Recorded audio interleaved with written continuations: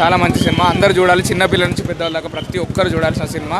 చిన్నపిల్లలకి ఎవరికైనా హనుమంతుడి గురించి తెలియకపోతే ఈ సినిమా చూసి తెలుసుకోవడానికి ట్రై చేస్తారు. సో 100% ఈ సినిమా చూడాలి. యాక్షన్ సీన్స్ ఎలా ఉన్నాయన్నా? అన్న యాక్షన్ సీన్స్ అల్టిమేట్ అన్న, చాలా బాగా డిజైన్ చేశారు. విఎఫ్ఎక్స్ ఎక్కడ కూడా మనకి అర్థం కాకుండా, ఇప్పుడు ఆదిపురుష 600 కోట్లు పెట్టినా కానీ 60 కోట్లలో దానికన్నా చాలా బాగా తీసిండు. ఎక్కడ కూడా అర్థం కాదు మనకి విఎఫ్ఎక్స్ షాట్స్ అని. చాలా మంచిగా పెట్టిండు.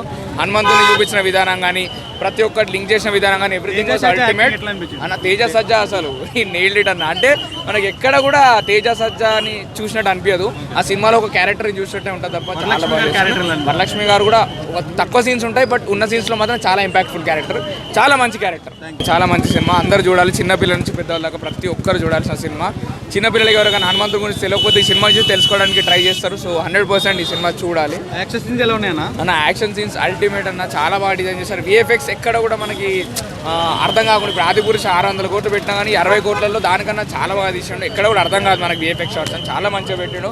హనుమంతుని చూపించిన విధానం కానీ, ప్రతి ఒక్కటి లింక్ చేసిన విధానం కానీ, ఎవ్రీథింగ్ వాస్ అల్టిమేట్ అన్న. తేజ సజ్జా అసలు ఈ నెయిల్డ్ ఇట్ అన్న. అంటే మనకి ఎక్కడ కూడా తేజ సజ్జా అని చూసినట్టు అనిపించదు. ఆ సినిమాలో ఒక క్యారెక్టర్ చూసినట్టే ఉంటుంది తప్ప చాలా బాగా.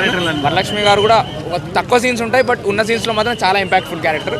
చాలా మంచి క్యారెక్టర్, చాలా మంచి సినిమా, అందరూ చూడాలి. చిన్నపిల్లల నుంచి పెద్దవాళ్ళకి ప్రతి ఒక్కరు చూడాల్సిన సినిమా.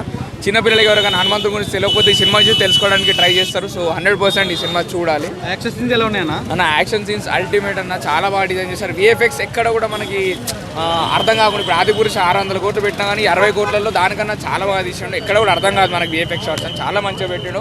హనుమంతుని చూపించిన విధానం కానీ, ప్రతి ఒక్కటి లింక్ చేసిన విధానం కానీ, ఎవ్రీథింగ్ వాస్ అల్టిమేట్ అన్న. తేజ సజ్జా అసలు ఈ నెయిల్డ్ ఇట్ అన్న. అంటే మనకి ఎక్కడ కూడా తేజ సజ్జా అని చూసినట్టు అనిపించదు.